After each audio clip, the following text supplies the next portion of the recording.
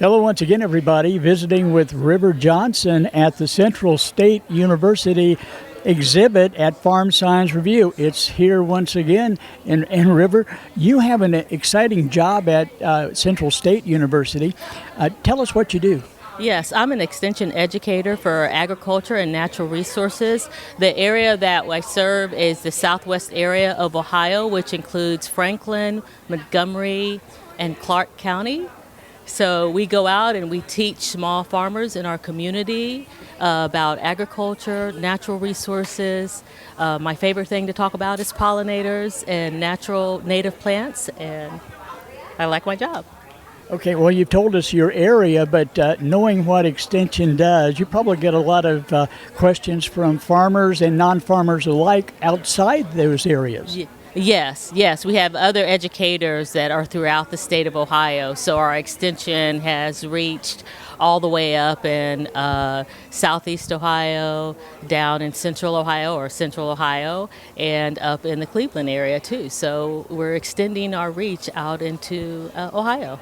Okay, let's talk about what makes you tick. You mentioned the word pollinators. Yes. Okay, well, that's something that agriculture vitally needs. And at times during the last few years, we've had problems with some of the pollinators.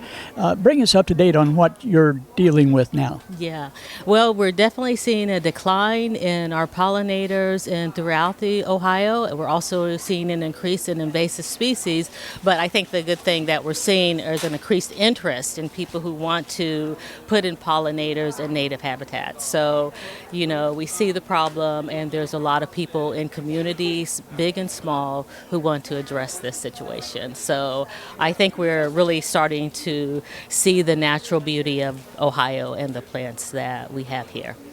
If there are people that are watching right now that really have the ability to help with that situation, with the challenges with getting more and more pollinators, is this something, is it a big job? Is it something that when you talk with those future pollinators, you can tell them that we need just a little more help to do it? Yeah, we definitely need every inch help. So even in your own private landscape, in your backyard, in your front yard, little corners, look at them and put plants that are going to help your environment. They may do things that decrease erosion, capturing water and soil. So there's so many benefits. Also bringing beautiful butterflies, because I can tell you, as I have increased the pollinators in my yard, I see so many butterflies that I have never seen, and birds, so other insects, and it's increasing my learning about these topics. In addition to helping farmers, it's helping the landscape and making agriculture more beautiful. Yeah, we definitely need our pollinators to help us with our agriculture. They go hand in hand. It's not a thing that's separate from our agriculture system. So, now, what pollinators today are the most challenged out in the landscape that we need to help more than others? Yeah, I think our native bees are one of the ones that are most challenged and people don't really think about, because we look a lot at our honeybees, and of course we all know about the plight of the monarchs. So those are my top two that I would think of, are native bees and our monarchs. So are there things that... And our birds. Okay. Yeah, birds too. Are there depend on our pollinators. Sorry. Are there things that the ordinary citizen can do? Oh yeah. I think there's a lot of education going on. I go to farmers markets today and I see a lot of people selling native plants. So I think it's just getting in touch with the communities that are involved in that. You see it in your libraries. Of course, the extension education. Ohio Department of Natural Resources has lots of pamphlets out there on this topic, because more and more people are becoming interested. So I think we'll see bigger and bigger, the Allwood Society, Audubon societies with the birds. And so. One of the things I've noticed over the years is that once you get involved a little bit, it's not so much work as it's more of a hobby, but you're still helping the environment. Yeah.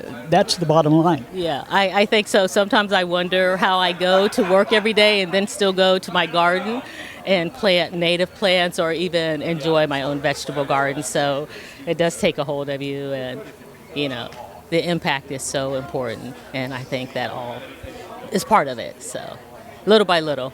So I would imagine that when you get out in the community and are doing your job, you should be someone that's welcomed and hi, come again. Yes. I think that as people are learning, they want this information. So I did not think that I would get to talk about pollinators like I am right now, but when you asked the question, it opened the door. And so the conversation and the communication went back and forth. And yes, I do find people saying come back because we want more information on this, and we want to do this.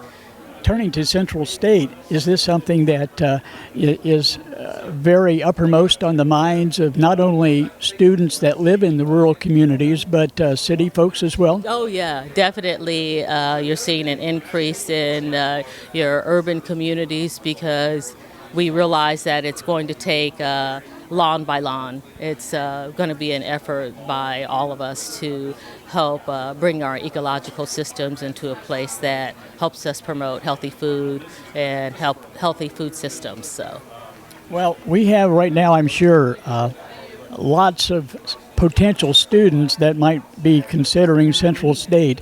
And what would you tell them as far as the offerings that Central State has, not only for the community, but for their future with various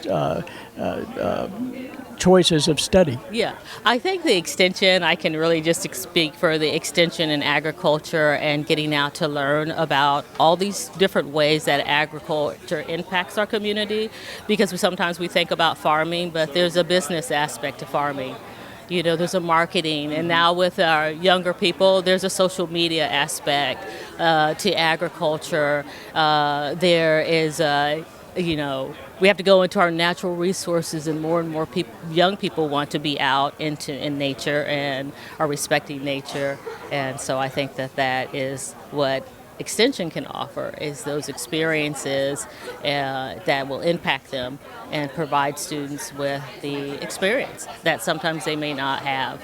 So, yeah. We've been visiting with River Johnson. River, thanks for being with us. Yeah, thank you for having me. I enjoyed the interview. And stay with us. We'll be right back with more of In Ohio Country Today.